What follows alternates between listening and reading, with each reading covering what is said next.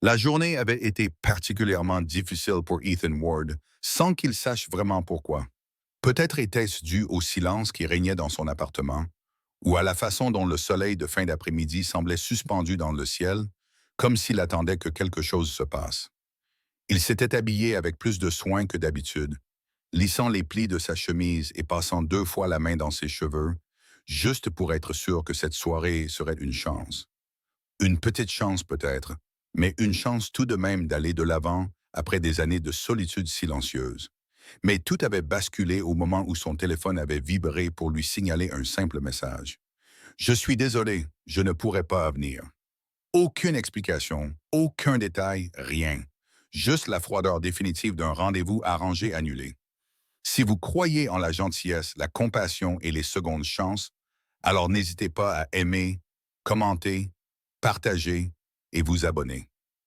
Votre soutien aide ces histoires à toucher davantage de cœurs. Ethan était sorti du restaurant avec un étrange mélange de déception et d'acceptation engourdie. Il n'était pas en colère, la vie lui avait appris que les gens portent des fardeaux dont ils ne parlent pas toujours. Mais il sentait quelque chose le tirailler. Un instinct qu'il ne pouvait expliquer, le poussant vers le parking plutôt que vers sa voiture. Peut-être prenait-il juste un moment pour s'éclaircir les idées. Peut-être quelque chose en lui sentait-il que sa soirée n'était pas aussi terminée qu'elle le semblait. Il sortit dans la brise chaude. Le ciel était peint d'or doux et de voitures orange pastel passaient devant le bord du parking. Des familles rentraient chez elles après un dîner ou des courses du week-end. Mais une scène le figea sur place. Au fond du parking, assise contre un SUV bleu marine, une femme avait les genoux serrés contre elle, les épaules secouées de sanglots silencieux et désespérés. 2 petits-enfants étaient assis à côté d'elle. Un petit garçon d'environ 5 ans et une fille qui ne devait pas avoir plus de 4 ans, regardant leur mère avec des yeux écarquillés et perplexes. Leurs vêtements étaient propres mais usés, et le chemisier de la mère semblait légèrement froissé, comme si elle avait fait de son mieux pour avoir l'air présentable. Mais la vie en avait décidé autrement. Ethan ne la connaissait pas, du moins, il ne le pensait pas. Mais quelque chose dans la courbe de son visage, ses cheveux châtains ondulés, la chemise bleu clair qu'elle portait, il la reconnut soudain. Il avait vu sa photo plus tôt dans la journée.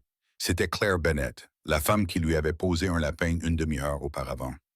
Et maintenant, elle était là, effondrée sur le parking, avec 2 enfants blottis contre elle pour se réconforter. Il hésita, ne voulant pas s'imposer, mais la vue de ses mains tremblantes et de ses joues baignées de larmes le poussa à s'avancer. Il n'y eut pas de présentation, pas de gêne, pas de questions sur ce qui était approprié, seulement une vérité tacite entre 2 inconnus. Parfois, la vie réunit les gens au moment même où ils en ont le plus besoin. Claire leva la tête, les yeux rougis, une expression de surprise sur le visage lorsqu'elle le reconnut. Elle semblait honteuse, presque effrayée, et Ethan sentit une douleur lui serrer la poitrine. C'était le regard de quelqu'un qui ne voulait être un fardeau pour personne, quelqu'un qui espérait tenir le coup juste assez longtemps pour passer la nuit. Alors qu'elle essayait de se ressaisir, Ethan comprit sans avoir besoin de mots. Elle n'avait pas annulé parce qu'elle avait changé d'avis au sujet de leur rendez-vous. Elle avait annulé parce que quelque chose avait terriblement mal tourné et qu'elle n'avait pas la force de prétendre que tout allait bien. Il s'assit à une distance respectueuse d'elle.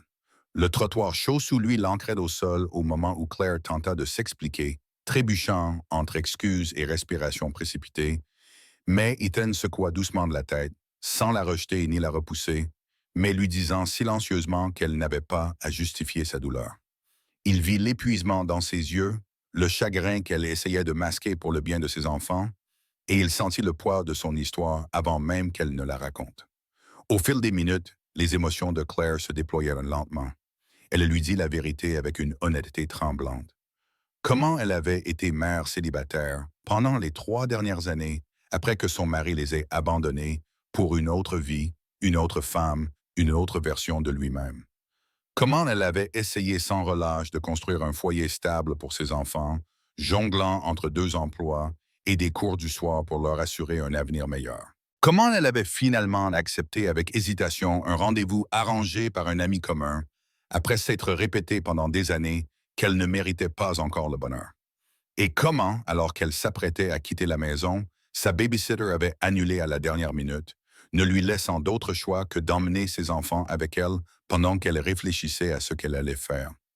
Claire était restée assise dans le parking, le cœur battant, les enfants à l'arrière posant des questions innocentes, et elle avait réalisé qu'elle ne pouvait pas s'entrer dans un restaurant chic dans cet état.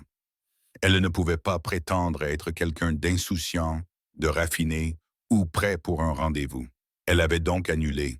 Mais après avoir appuyé sur Envoyer, elle s'était effondrée, submergée par un mélange écrasant de culpabilité, de solitude et de pression constante pour rester forte. Ethan écoutait en silence. La sincérité de ses mots s'installait autour d'eux comme l'air du soir. Elle n'était pas faible. Elle était épuisée. Elle n'était pas dramatique. Elle était à bout de force à force de tout porter seule. Quelque chose en Ethan changea à ce moment-là. Une profonde compréhension monta dans sa poitrine. Il comprit qu'elle n'avait pas annulé parce qu'elle ne voulait pas de lui. Elle avait annulé parce qu'elle ne voulait pas le décevoir. Pourtant, tout ce qu'il ressentait, c'était de l'admiration. Pas de la pitié, de l'admiration. Alors que le soleil descendait, projetant de douces ombres sur les lignes du parking, les enfants de Claire se sont rapprochés de lui. Le petit garçon, Lucas, a offert à Ethan un chocolat à moitié fondu qu'il avait dans sa poche, et Ethan l'a accepté comme s'il s'agissait d'un cadeau inestimable. La petite fille, Emily, a tiré sur ses lacets et lui a fièrement montré le motif papillon sur ses baskets. Il ne le considérait plus comme un étranger.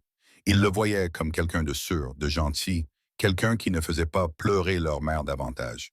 Ethan suggéra quelque chose de simple et d'aimable, un restaurant familial à proximité, plutôt que l'endroit chic qu'ils avaient prévu.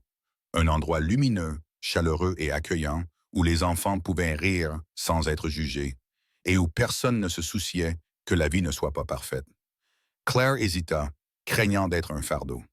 Mais le regard plein d'espoir de ses enfants la poussa à accepter. À l'intérieur du restaurant, l'atmosphère s'adoucit. L'odeur des frites et du pain chaud emplissait l'air. Le bruit des assiettes s'entremêlait aux conversations joyeuses. Lucas et Emily colorièrent leurs menus enfants, tandis que Claire reprenait lentement son souffle, regardant Ethan avec un mélange de gratitude et d'incrédulité. Il ne la traitait pas comme une obligation. Il ne semblait ni gêné ni déçu. Il agissait comme quelqu'un qui était exactement là où il voulait être. Au fur et à mesure que la soirée avançait, quelque chose de délicat et d'inattendu commença à se former. Pas une romance, pas encore, mais quelque chose de plus profond. Du respect, une connexion, un sentiment d'espoir fragile mais puissant. Claire avoua à quel point elle était terrifiée à l'idée d'élever seule ses enfants.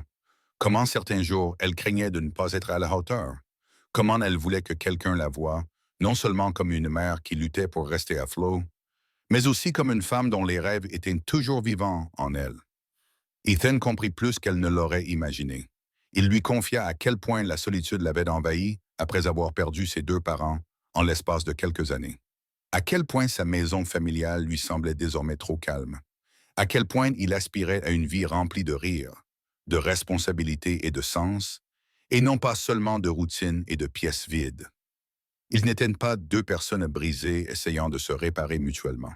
Ils étaient deux mondes incomplets, trouvant un endroit où se connecter en douceur. Les heures passèrent sans qu'ils s'en aperçoivent. Lorsqu'ils retournèrent enfin au parking, le ciel était devenu d'un bleu profond, parsemé d'étoiles. Claire attacha ses enfants dans leur siège auto, leur soufflant des baisers de bonne nuit, tandis qu'Ethan se tenait à proximité, ne sachant pas trop quoi dire, mais conscient que cette nuit avait changé quelque chose en eux deux. Avant que Claire ne ferme la porte, Emily tendit la main et tendit à Ethan son dessin au crayon.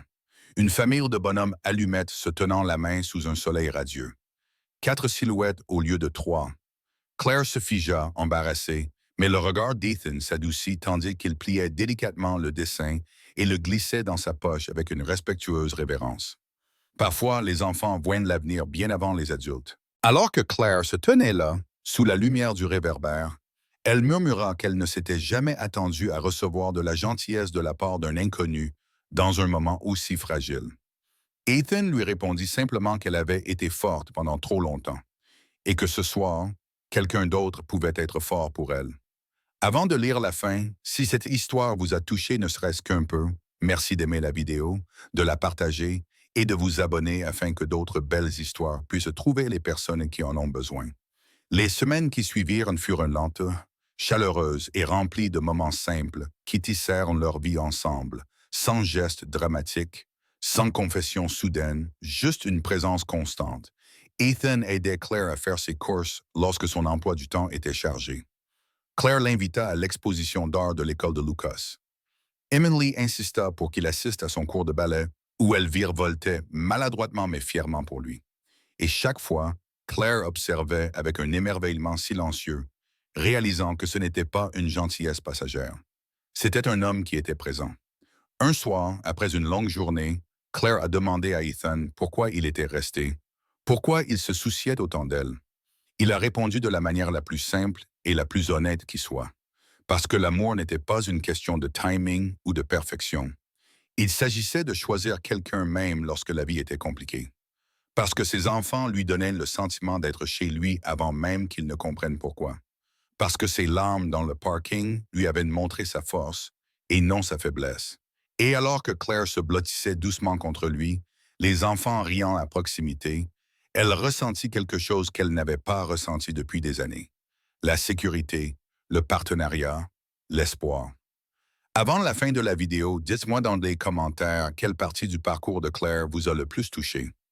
Parfois, les plus belles histoires commencent au moment même où tout semble s'écrouler. Et parfois, un rendez-vous annulé n'est que le destin qui ouvre la voie à quelque chose de bien plus significatif. Uzik.